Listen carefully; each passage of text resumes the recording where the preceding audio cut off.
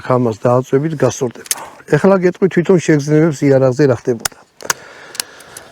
რყევა აქ მინიმალური.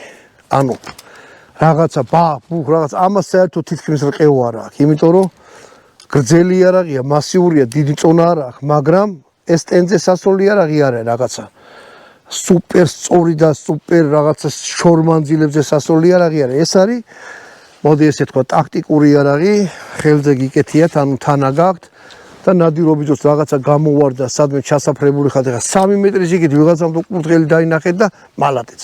წამოაბა ეხლა ვნახოთ. რა ჩავიდიდეთ. ეთხელაც იქნება აქ და ვიღაცა კისერს მოიტეხავს.